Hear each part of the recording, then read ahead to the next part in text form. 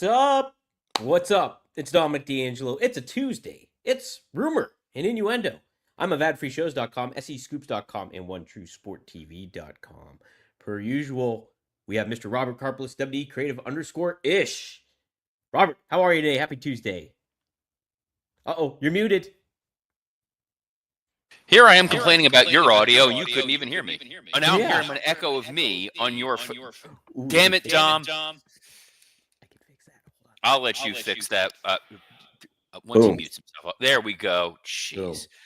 Best producer in all of professional wrestling, podcasting. It's good to be here. We have Raw to cover. Lots to talk about, I think, from Raw. They hailed from Kansas City, Missouri, Robert. Let's say some shout outs to some people in the chat. You gotta say hi to the folks who are joining us here. Especially, you know why? Guys, you know why he's like, we gotta say hi to people? Because the first comment from E is plugging one of Dom's other shows. That's not it, Robert. Dom, you are a whore for plugging your stuff. And I read a YouTube comment where guys, yes. If you're interested in plugging your stuff, can we talk about our friends at Blue Chew? That's right, we're starting it off here. You can have better sex with Blue Chew. Blue Chew is the original brand offering chewable tablets. These erection-enhancing tablets help men achieve stronger, harder, and longer-lasting erections for sexual activity. Blue Chew is putting its money where its mouth is and offering you a month free. Process is simple. Sign up at BlueChew.com, consult with one of their licensed medical providers, and once you're approved, you'll receive your prescription within days. Blue Chew tablets are made in the USA and prepared and shipped direct to your door, so you can take them anytime, day or night, so you can plan ahead or be ready whenever an opportunity arises. The best part, it's all done online. No visits to the doctor's office, no awkward conversations, and no waiting in line at the pharmacy. You can literally tune into Bill Alfonso's podcast, hear that screeching voice of a nightmare, and you'll still be ready to go. You can make life easier by getting harder and discover your options at BlueChew.com. We've got a special deal for our listeners. Try your first month of Blue Chew free. Visit BlueChew.com for more details and important safety information. And we thank Blue Chew for sponsoring this episode of Rumor and Innuendo. For the love of all things holy, please do not use the Bill Alfonso podcast as foreplay.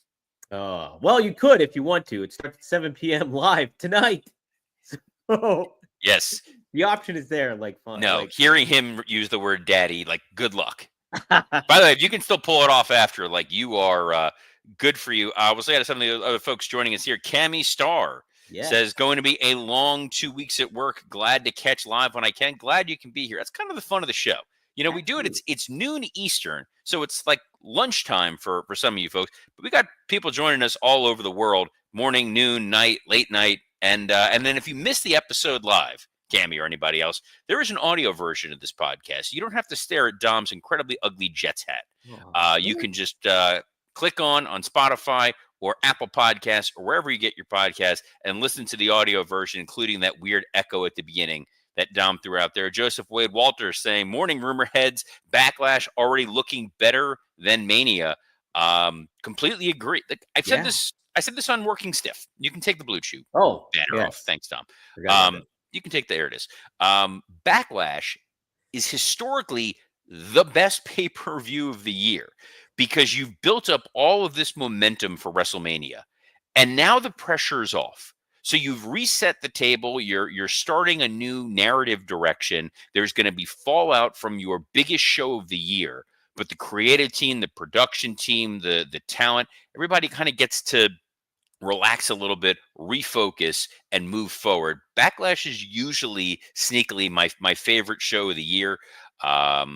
And Wrestling Old Head says it's the 25th anniversary of the first Backlash, and it is a star-studded lineup thus far. And lastly, Ron Ward, who's a monster, who's a terrible human being, wrote, "It was Razor's fault, blaming Dom's beloved cat for the reason that there was an audio issue." It was the echo. Probably was. I'm a dog guy. Cats, I don't trust them. I don't trust them.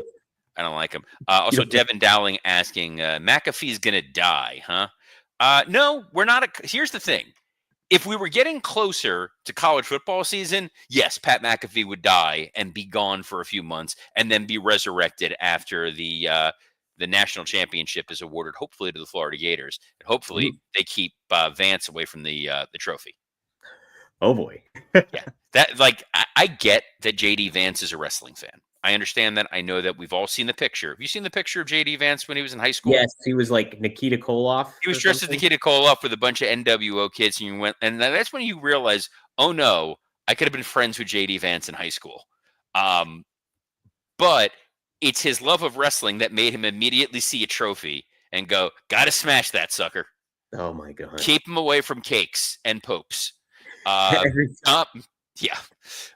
Monday Night Raw last night was hailing from beautiful Kansas City, Missouri, which I kept thinking was Nebraska. Nebraska. We kept saying in advance. We're like, oh, where are they? In Nebraska? Nope, they're in Kansas City, Missouri. Home of my friend Kevin Morris, who is not watching right now as he doesn't tune into the show, and that's fine. I'm glad you shouted him out. I realize that's what I'm doing here. Dom, a lot of stuff happened on Raw last night. Backlash is suddenly an incredibly well-built pay-per-view.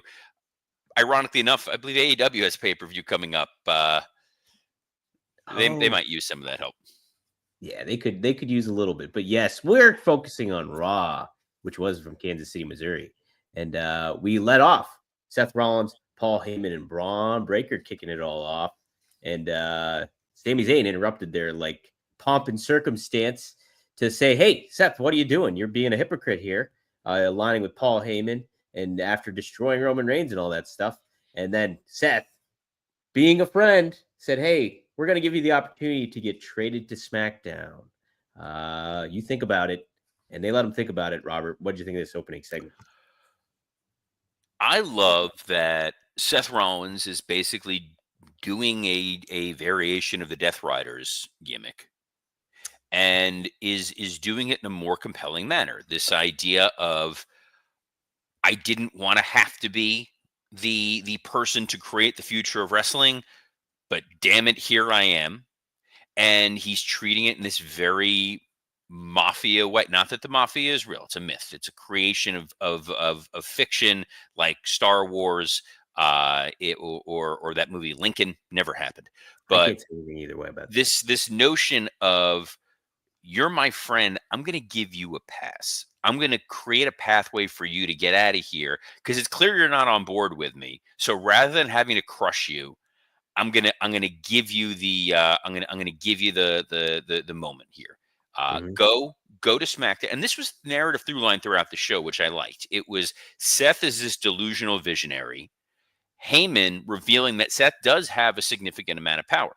You know, they mentioned later on in the show, it's like telling Sammy, hey, if you leave and you go to SmackDown, you're going to be the number one contender for the WWE title. So it's not leaving purely in cowardice. It's leaving with this reward that's waiting for you on Friday night. Right. Are you okay with that, putting Sammy in that predicament? Because it's like, yeah, I mean, a world title shot, that's what everybody's wrestling for. So him But it's going it's saving face. That's what I like. It's, hey, you're Yeah. going to leave, but you're not leaving with your tail between your legs. Yeah. You're leaving for a better opportunity, and you can tell people whatever you want. Let's pretend this segment is not airing on television. Yeah, yeah. Do you think so? What I really took away from that opening segment too was Seth still has his music, and the crowd still chants along. Are they slow burning this, where he's going, pun not intended, or they're going to get rid of that, or what do you think of that kind of situation? Because it's contradictory to kind of what they're doing, but if they're slow playing, I'm kind of in for it.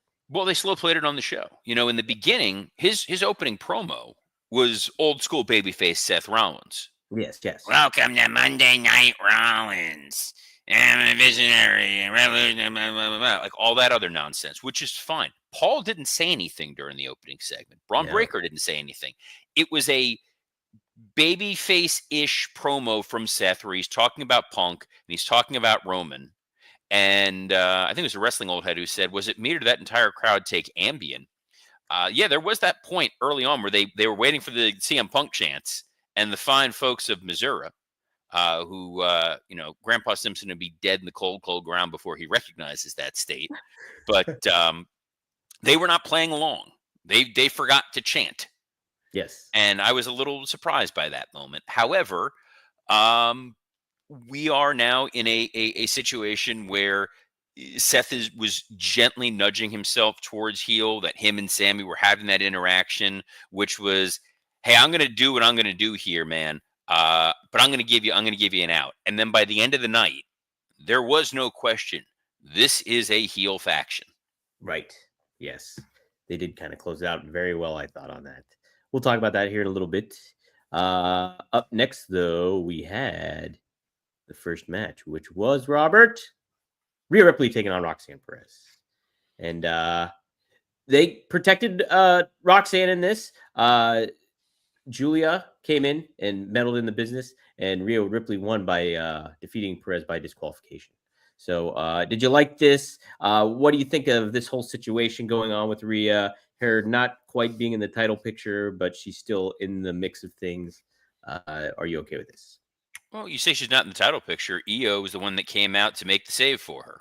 True. Yeah, So they're we more are aligned, right? teasing this notion, this idea that, hey, eventually we're gonna deal with one another, but right now, the enemy of my enemy is my friend kind of situation, which I know was Becky Lynch line later in the show. But this idea of Io and Rhea are sort of strange bedfellows because they're both dealing with this interference from the NXT folks, Roxanne and Julia. Is getting the WWE audience more familiar with the folks that are from NXT, Mm-hmm. which I fully enjoy. Not everybody is watching NXT, Mm-hmm. but by constantly reminding you people, Roxanne is well trained. Her and Rhea have wrestled before. She is someone who should be taken seriously. Same thing with Julia. Same thing later on with Stephanie Vaquer. This is how you sort of slowly integrate really talented people onto TV. Are you saying people care about Stephanie Vaquer? I'm not All going to right. say that, Tom. I'm not saying it. I don't appreciate that. I don't like you. Um, Did you like Logan Paul and Jey Uso on a collision course, Robert? Looks like that's going to be a pretty fun feud, I think, and fitting, I think, for Jey Uso. But what do you think? Loved it. This was one of the things I had suggested for Backlash. I said the idea that Jey Uso needs an opponent. You're not necessarily immediately jumping to Seth Rollins. They were not doing a Gunther rematch right off the bat. You don't want to beat Gunther 2 months in a row. You don't want Jey to win it and then lose it. So you needed somebody for him to wrestle. And I thought it was going to come out of the AJ Styles match. It could have been AJ. It could have been babyface AJ saying, hey, I'm going to challenge you. And you got Karrion Kross whispering in his ear. Or Logan Paul, who's someone that everybody is going to boo. And this pay-per-view in St. Louis is carried on the back of Randy Orton and John Cena. So the rest of the card, the pressure's off. Like, that crowd is showing up to see hometown boy Randy Orton. They're going to tune in to see John Cena one last time. So you can have a Jey Uso world title match that's not the 1A match, and it's still going to be okay. And Logan Paul served a couple of purposes here. One was to make it seem like everybody's going after Jey Uso when nobody's kind of talking about him. Thank you, Joseph Wade Walters. Premium live event. I can't believe I slipped of the I know. tongue. I Clearly, said it, I'm pay-per-view is a thing of the past. It's a nostalgia term. And Dom, speaking Ooh, of yes. nostalgia, we're going to talk about our friends at Magic Spoon. Magic Spoon makes high protein, zero sugar cereal and treats reinvented from your childhood, but without all those pesky extra sugar problems that are just look, we're getting older. You don't want to deal with the excess sugar. We know better now than we did when we were 7-8 years old. We knew better about Hulk Hogan now than we did when we were 7-8 years old. We know better now about all the sugar and the teeth rot and all those issues. Magic Spoon has also launched a brand new high protein granola. It's true to Magic Spoon's promise, and it is packed with protein. It is incredibly crunchy. I actually picked up another bag, but I happened to have randomly been I don't know if I want to even say this in the ad because it's not listed there, but I was at Target and they had the Magic Spoon granola, and I was out of the house for a couple hours running errands, and I grabbed myself a bag. I had tried the honey almond, never had the honey almond before. It was delicious. 13 grams of protein, zero added sugar. It kept me fueled. I'm not a man who likes running errands, so I like having the extra fuel in the fire. And you can not only get some fuel in the fire, you can keep some money in your wallet by getting $5 off your next order at magicspoon.com/rumor, or look for Magic Spoon on Amazon or in your nearest grocery store. That's magicspoon.com/rumor for $5 off. The other great thing that Logan Paul was able to serve was, Tony Khan, I want you to pull out a pencil. I want you to take notes. Is he listening? Moments that made sense. In the main event of this show, there was the altercation with Sami Zayn and Seth Rollins that led to a Braun Breaker match, and then post-match shenanigans that we're going to get to. Under normal circumstances, you'd be going, hey, wait, where's Jey Uso? Where's Jey Uso? He got attacked by Logan Paul. So not only are you furthering the Logan Paul Jey Uso story by Logan Paul attacking Jey Uso, Jey was not able to come out and save Sami Zayn in the main event. So you weren't sitting there going, hey, why does Sami not have any friends? Right. Now, very well executed. Logan Paul, I think, is the perfect complement to Jey Uso right now. It's completely understandable why he went over at WrestleMania and everything like that, because you're building towards this world title picture for him. So I like that a lot. Something else I liked a lot was the commentary team they had for the next match, and that's the World Tag Team Title match, the W Tag Team Title match between number one contender. Was it number one? Yeah, number one contender. Sorry, number one contender match. I love this. It was, wait, what is it again? Talk to the audience. This is always death. I don't know why there's so many Simpsons references going on today, but it's happening. It's just going down. It's a Tuesday. You're taking the journey. War Raiders versus Finn Balor and JD McDonough. Commentary, 100% right. New Day, fully on point. My goodness, yes. They added a whole fun element, really added to the obnoxious heel kind of stuff, but very funny at the same time. So props to them for making it even more entertaining than what it was, too, I think. So we had the War Raiders defeated the Judgment Day. So there you go. By the way, thanks to Penta. Yes, thank you. Which is, you're sandwiching in multiple stories all at once. The idea that the reason this match was happening was because Liv Morgan was manipulating Finn Balor, and Dominic Mysterio taking those little shots of, well, you don't have any gold, so I may as well get you a number one contenders match. That was nice. New Day on commentary being able to tell their story made a lot of sense. War Raiders becoming the number one contenders again made sense. Penta's interference, which then led to a Penta-Gable interaction, made a lot of sense. Yeah.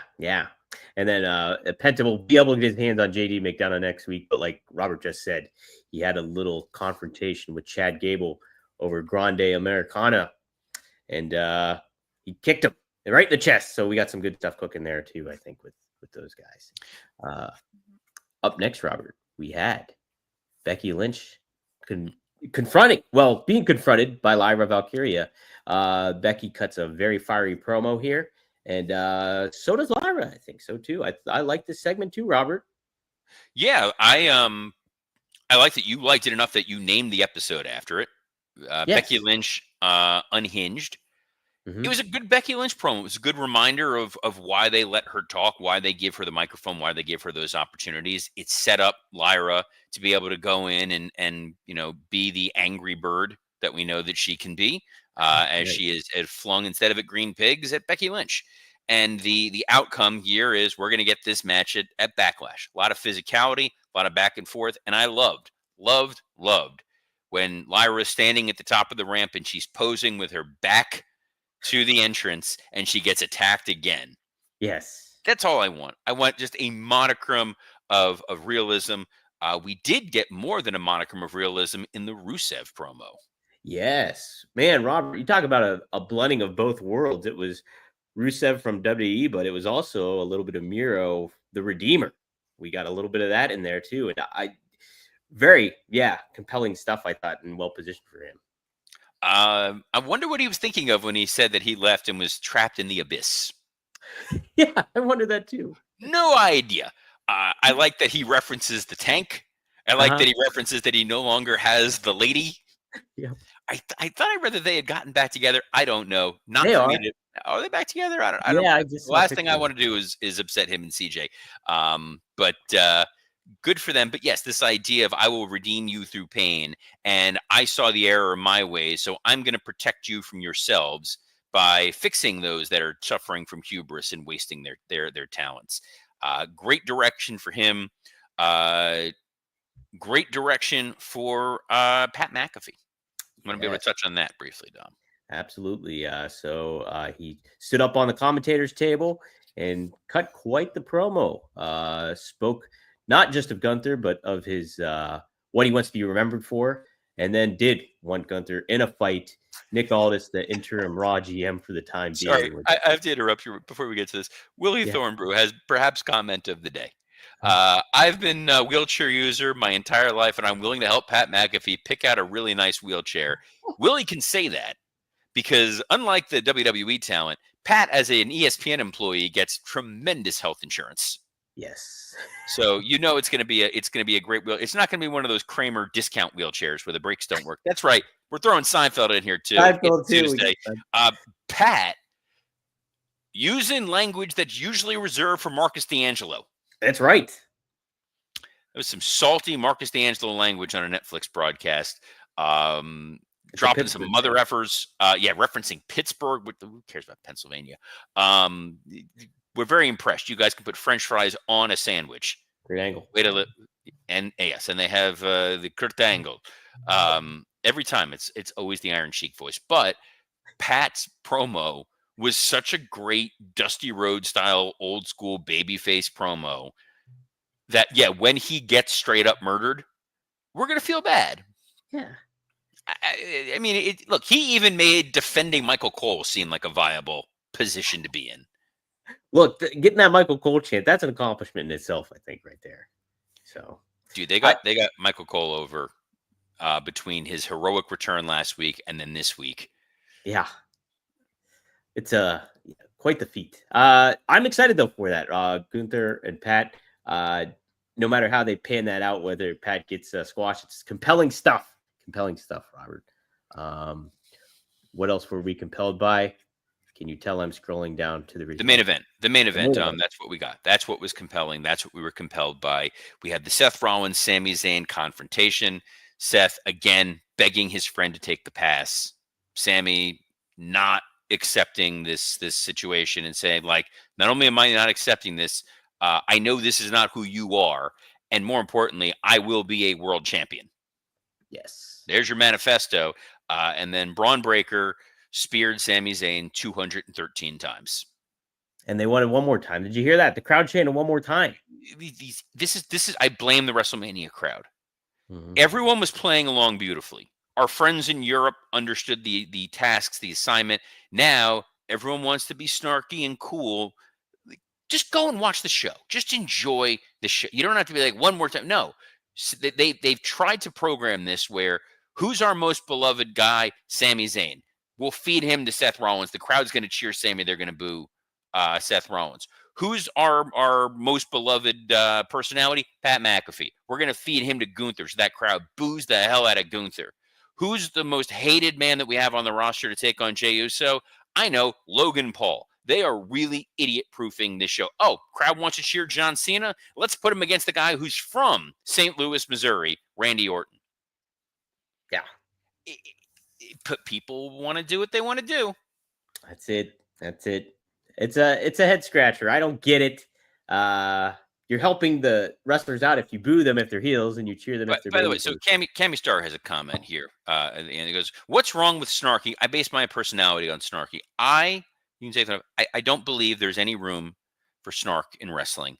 And you can follow me on Twitter at WWCreative_ISH to better understand how truly serious I take this art form. Raw ended with Seth Rollins stomping Sami Zayn in the head.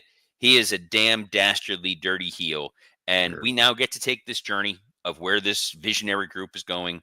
And you can take that journey with us every Monday through Friday at noon Eastern on a plethora of platforms that are not at all snarky, including the WWCreative_ISH X account, the at Dominic D'Angelo X account, where you can see Marcus D'Angelo cut an earnest, heartfelt, babyface promo that we know is a load of crap because he's heel. He's a foul-mouthed, monstrous heel, unlike your other brother who looks exactly like Drew Gulak. Can we just admit that? He's gotten that plenty of times. There's a third D'Angelo, which I didn't know. Skippy D'Angelo. And Skippy looks just like Drew Gulak. You can also catch us on the at SE Scoops on X, as well as on YouTube, on Rumor and Innuendo, ad-free shows, and Working Stiff. You got no excuses. We're everywhere in video. We're everywhere on audio. We are here Monday through Friday. There is no place I would rather be than South Florida and not Pittsburgh. I'm joking. There's no place I'd rather be than right here with all of you and with my intrepid co-host. So on behalf of why you got to do that? I'm trying to be not you doing all this just the wildly gesticulating and distracting Dominic D'Angelo. I'm Robert Karpolis. Best of luck in your future endeavors. Hey, I'm a